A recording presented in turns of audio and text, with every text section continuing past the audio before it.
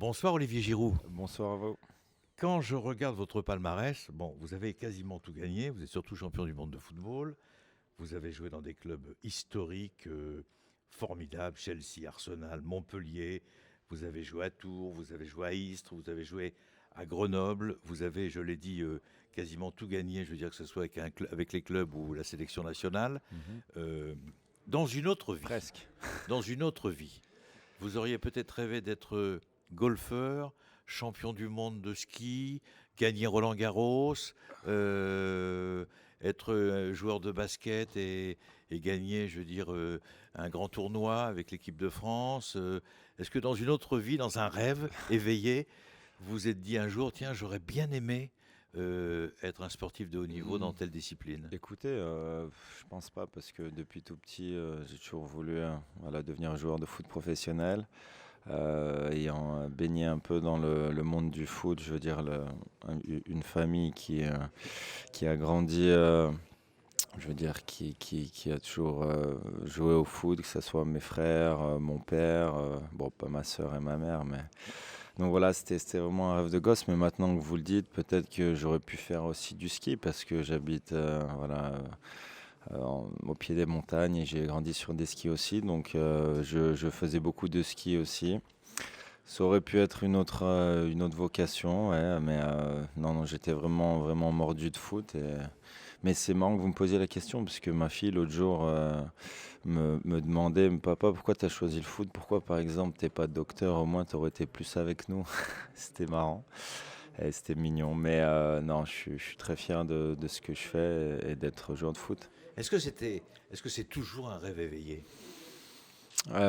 Oui, je pense qu'il faut garder un peu ce côté rêveur de quand on était gamin. Il faut, pour pouvoir toujours aller plus loin, aller plus haut, chercher ces objectifs de rêveur comme ça, il faut toujours voilà, garder un peu d'insouciance et un peu un esprit un peu Enfant. enfantin, voilà. Quand vous dites l'insouciance, pour être un grand, grand champion ou un grand joueur comme vous, est-ce qu'il faut un côté un petit peu espiègle, Oui, un j'en peu suis provocateur, aussi, oui, bon, après, chacun sa personnalité, mais il faut bien sûr, chambreur?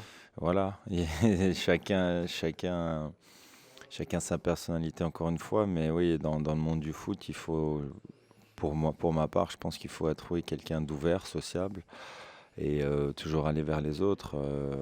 Vous savez combien c'est difficile quelquefois de changer de club, et quand on arrive dans un nouveau vestiaire, il faut tout simplement voilà, aller vers les autres, essayer de découvrir ses partenaires. Et je pense que oui, c'est important pour après s'intégrer au mieux dans une équipe. Donc voilà, le bagage du footballeur, c'est aussi d'être disponible, d'être ouvert aux autres, à l'écoute, pour la communication qui aujourd'hui est importante. Ouais. Est-ce qu'on peut dire que la culture du vestiaire, c'est-à-dire c'est une école de la vie exceptionnelle, de vivre Oui, tous ensemble? oui, bien sûr. Et je pense que c'est quelque chose aussi qui nous manquera cruellement après la carrière. Je parle de l'après-foot parce que j'en suis plus proche de la fin que du début, mais c'est sûr que c'est quelque chose qui va énormément me manquer, l'adrénaline, la compétition et le vestiaire, vraiment cette ambiance, cette C'est atmosphère. incroyable ce que vous dites, parce que quand j'ai demandé à Michel Platini un jour Mhm. de venir jouer avec le Variété Club de France, Ouais. il m'a dit, je vais venir pour deux raisons. Pas pour jouer au football, Mhm. parce que le vestiaire Ouais. va me manquer. Jouer aux cartes avec mes copains, ça va me manquer. Et faire des déplacements tous ensemble, ça va me manquer. Vous avez raison. Ouais, bien sûr, ouais, ouais. Donc les temps ont changé, on joue plus aux cartes dans les vestiaires, Non, mais mais c'est c'est une sûr, image, ouais, c'était une image. bien sûr. Non, non, mais c'est sûr que évidemment qu'on passe des moments, des moments sympas entre nous et c'est vraiment, voilà, c'est ce qui caractérise la vie de groupe et étant donné on a vraiment une très belle ambiance au sein de cette équipe de France, par exemple, c'est des moments privilégiés. Est-ce que le fait d'avoir été champion du monde de football, c'est le rêve de gosse quand vous avez 7-8 ans, Mhm. vous vous dites, je vais être champion du monde de football un jour, comme d'autres champions, comme Yannick Noah dit, un jour, j'avais 7-8 ans, j'ai dit que j'allais gagner Roland Garros. Et Ouais. j'ai gagné Roland Garros. Bah, je pense qu'on est beaucoup à dire ça quand on a 7-8 ans. Pour ma part, voilà, quand l'équipe de France est devenue championne du monde pour la première fois en 98, ça m'a mis des étoiles plein les yeux et forcément j'ai dit à ce moment-là que je voulais devenir champion du monde. Donc peut-être que je l'ai dit aussi bien avant, je sais plus à quel âge, mais en tout cas une anecdote est ressortie juste voilà, quelques jours avant la finale. J'ai l'un de mes meilleurs amis d'enfance qui m'a dit écoute, c'est deux jumeaux et l'un d'eux m'a dit Olive, souviens-toi, tu nous avais fait la promesse, enfin je veux dire, tu avais dit qu'un jour tu deviendrais champion du monde. Donc lui, ça l'a marqué et ça prouve bien que oui, je l'ai dit, on l'a tous plus ou moins dit, mais le fait de pouvoir réaliser son rêve, c'est extraordinaire. Quand je dis que vous avez joué dans des clubs hyper prestigieux, notamment en Angleterre, que ce soit Arsenal ou Chelsea et dans une autre vie à Montpellier, je veux dire, est-ce que le titre d'être champion du monde de football, ça change votre vie au quotidien, quelque part? Sur les terrains, par exemple. Alors moi, j'ai pas changé. Je pense pas avoir changé. C'est les autres qui ont changé? Si ce n'est avoir un peu emmagasiné un peu plus de confiance, parce que forcément, voilà, c'est un titre, c'est le Graal proprement dit pour un footballeur. Mais non, les autres, oui, le regard des autres peut-être. Les gens dans la rue vous arrêtent, vous félicitent beaucoup par rapport à ça, au titre mondial. Euh, les copains aussi, dans le vestiaire, quand je suis rentré à Chelsea, ils me chambraient un peu. Donc voilà, voilà, je pense que c'est le regard des autres, oui, surtout la vie après. Il y a plus de demandes, ouais. Il y a plus de sollicitations. Il faut faire aussi attention, il faut savoir se protéger aussi des personnes qui sont là pour un peu profiter de tout ça, profiter de vous. Mais bon, moi, je suis plutôt bien entouré, donc ça va. Tout à l'heure, vous m'avez dit, vous m'avez parlé de votre fille. Est-ce que votre fille vous a un peu chambré? Papa, t'es champion du monde? Ouais, non, elle m'a pas chambré. Elle était jeune, elle avait 4 ans. Elle s'en est pas rendu compte. Elle s'en est rendu compte, je pense, oui, bien sûr. Mais vous savez, à cet âge-là, c'est compliqué. Vous êtes son papa, ils sont voilà. très jeunes. Voilà. Et bon, elle s'en est rendu compte parce qu'elle a quand même fait un bisou à la vraie Coupe du Monde. Donc voilà, elle était sur le terrain ce jour-là. Mes deux autres fils étaient trop jeunes, mais elle a eu une chance extraordinaire. Et d'ailleurs, on a immortalisé le moment. On a une très grande photo, un très grand cadre dans la chambre, dans sa chambre, et qui lui rappellera toute sa vie qu'elle était là. Voilà. Vous aviez des idoles quand vous étiez gamin? Vous avez eu des posters? Vous avez eu des références? Alors, des idoles, non. Mais des joueurs que j'aimais beaucoup. J'aime pas le mot idole en fait, pour moi qui suis très croyant, voilà. Mais Shevchenko était un joueur fantastique. Avant lui, Van Basten aussi. Et puis Jean-Pierre Papin aussi, pour ses papinades, ses reprises de volée. Moi qui suis fan de ce genre de gestes acrobatiques, techniques, j'adore ça. Donc ouais, c'est trois joueurs qui m'ont beaucoup inspiré. Ouais. Vous dites, je suis très croyant. Oui. Vous priez beaucoup? Oui, bien sûr, je prie, je lis la Bible. Voilà, j'ai vraiment une soif d'en découvrir plus sur Jésus-Christ depuis quelques années maintenant. Voilà, j'ai reçu une éducation. Ma mère m'a emmené quand j'étais plus petit à l'église protestante évangélique.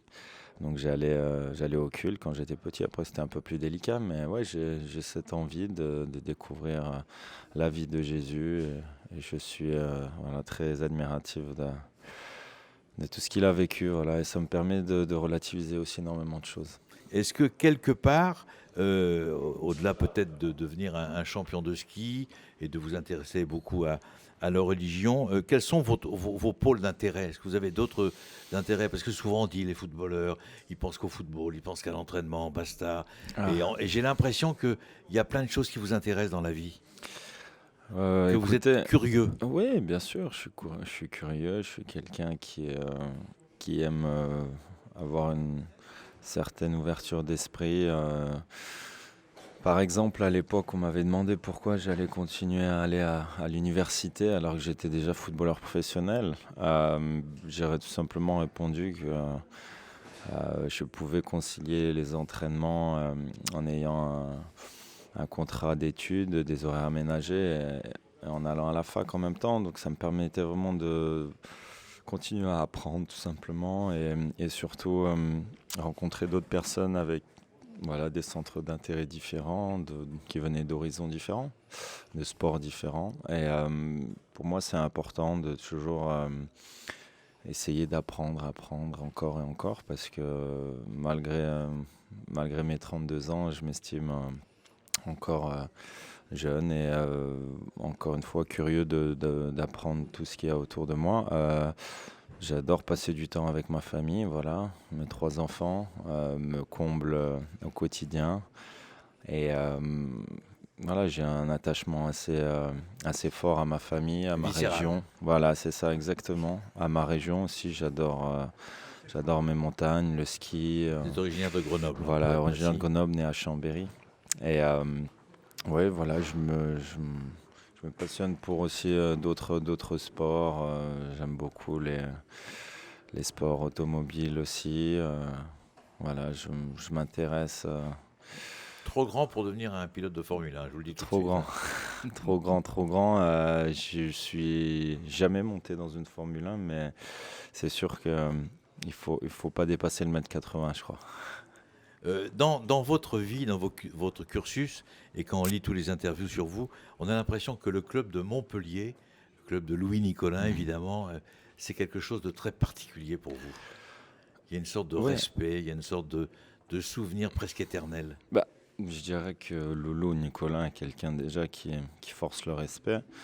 C'est une figure emblématique du football français. Voilà, c'est le président dans toute sa splendeur, emblématique. C'était éternel, quelqu'un même s'il d'entier, est plus là. passionné.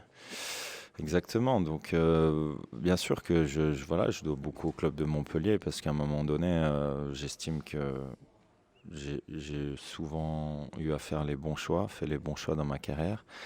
Voilà, encore une fois, c'est aussi pour ça que je pense que j'ai une bonne étoile au-dessus de ma tête. Et après, ces choix ont été encouragés par des personnes qui ont activement voilà, donné leur avis, Ils notamment, vous ont aidé. Louis Nicolin. Louis Nicolin, et qui m'a dit, va pas en Écosse, qu'est-ce que tu vas aller foutre là-bas et tout, en direct au téléphone.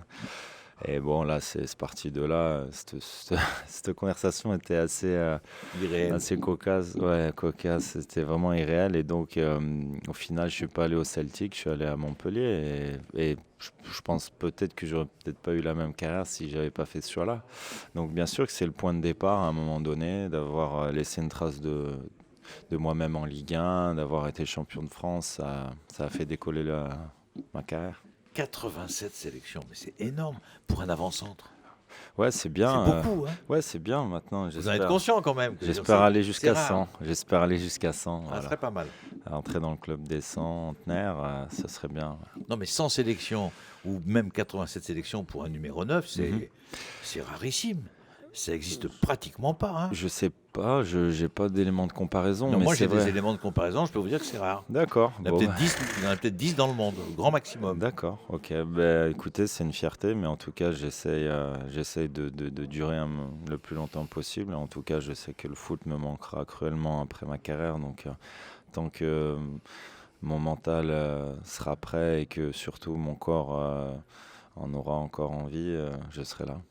Olivier Giroud, vraiment un grand merci d'être avec nous en ce dimanche soir. Demain, vous allez jouer un match important contre l'Islande. C'est au Stade de France, c'est à 21h.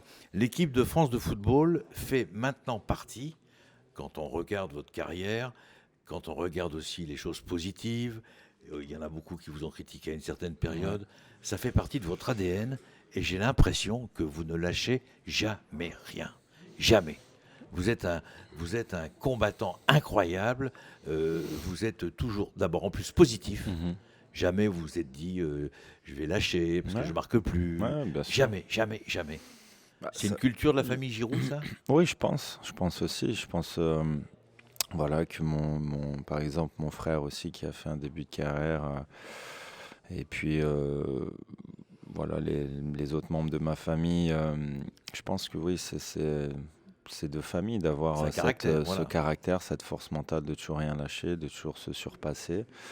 Pour ma part, c'est vrai que je me suis construit un peu comme l'ont dit certains dans l'opposition, dans l'adversité, si je puis dire, parce Enfin, que écoutez, moi je veux bien qu'on dise ça, enfin, sauf que vous avez 87 sélections en équipe de oui, France non, de mais bien football, sûr, non, mais que vous vous avez savez, marqué 33 buts, il ce y qui est quand aura même pas toujours, mal. il y Enfin, je veux dire, aura, moi il y aura je vois pas toujours, où il y a problème. non, non, mais bien sûr, mais écoutez, aujourd'hui, si j'en suis là, c'est que j'ai une certaine force de caractère, force mentale qui me permet de passer outre ces critiques, mais des critiques, je suis pas inquiet, il y en aura toujours, et voilà, et je Vous sais écoutez les qu'elles critiques de temps en temps? elles me feront avancer quoi qu'il arrive. Alors moi, je ne suis pas sur les réseaux sociaux ni trop à lire la presse, mais bien sûr que des fois, j'ai vent de trucs qui se disent dans les médias par des potes ou de la famille, quoi. Mais Quelque part, ça vous touche c'est pas plus trop. eux que ça touche aussi quelque part que Oui. moi, parce que moi, encore une fois, voilà, j'en ai l'habitude, je me suis construit là-dedans et je m'en sers je m'en nourris pour voilà, me donner cette énergie positive après sur le terrain. Ça sert à rien d'écouter ce qui se dit autour de toi. Et je pense que ce sera le problème des générations à futur qui sont trop présentes sur les réseaux sociaux, qui peuvent lire tout ce qui se dit. Où il se dit vraiment tout et n'importe quoi. Donc je pense qu'il faut savoir se protéger, faire la part des choses par rapport à ça. Et je sais très bien quand est-ce que je fais un bon match ou pas. Je sais très bien ce que j'apporte à l'équipe de France ou pas. Vous l'avez dit, vous avez joué dans des grands clubs et vous jouez toujours, notamment à Chelsea actuellement. Est-ce que quelque part on pourrait imaginer qu'Olivier Giroud revienne en France? Est-ce que Alors, c'est la question stupide? alors non, non, non, pas du tout. On peut l'imaginer. Bien sûr que c'est possible. Maintenant, encore une fois, on me l'a posé beaucoup de fois cette question et je répète que ma priorité aujourd'hui n'est pas de rentrer en France. Maintenant, il va se passer certaines choses cet été. Va y avoir une interdiction de recrutement de la part du club, certainement, De Chelsea. de Chelsea. Donc, ça va peut-être aussi quelque part faire bouger les choses ou pas, être bloqué ou pas. Le club a une année en option, donc voilà, j'imagine qu'ils la lèveront quoi qu'il arrive. Maintenant, on verra bien, mais en tout cas, je me fais pas plus de soucis que ça. Je fais confiance encore une fois à l'avenir et est-ce que voilà. C'est pas péjoratif ce que je dis, mais Ouais. quelque part, ce serait bien que vous terminiez votre carrière en France. Ah non, bah C'est le bien. rêve de beaucoup de supporters de l'équipe de France et Ah d'Olivier Giroud. oui, oui, oui, bah bien sûr. Écoutez, C'est vrai. ça fait plaisir en tout cas. En tous les cas, il y a des clubs qui vous plaisent. Enfin, je ne vais pas dire que vous allez jouer à Lyon ou Bordeaux ou Ouais. revenir à Montpellier Ouais. ou aller jouer à Strasbourg. Mais est-ce que, par exemple, par rapport à votre carrière, il y a des clubs que vous aimez bien? Parce que vous avez des bons copains, parce que vous aviez des affinités. Ah bah des copains, Partout. j'en ai à Montpellier, Marseille, Lyon, Paris. J'en ai dans beaucoup de clubs. Maintenant, c'est vrai que quand j'étais petit, je m'en étais jamais caché. J'étais de la génération 93 et forcément quand Marseille a gagné la Ligue des Champions, ben, j'étais supporter de l'OM. Maintenant, après, ça a évolué en grandissant. J'étais supporter après voilà, d'Arsenal, après quand j'étais plus ado et tout. Mais forcément, oui, quand on a mon âge, quand on est de ma génération, c'est vraiment Marseille qui a marqué les plus jeunes. Enfin, je veux dire de mon âge. Après, voilà, aujourd'hui, faire un retour en France, peu importe. C'est pas stupide d'y penser. C'est pas stupide d'y penser. Et puis, tant que ça me permet d'être heureux à moi et à ma famille, c'est ce qui est le plus important. Merci Olivier Giroud. Merci de votre accueil. Merci en tous les cas de nous avoir reçus sur France Avec Bleu plaisir. dans l'émission Stade Bleu. À bientôt. Retrouvez tout France Bleu sur francebleu.fr.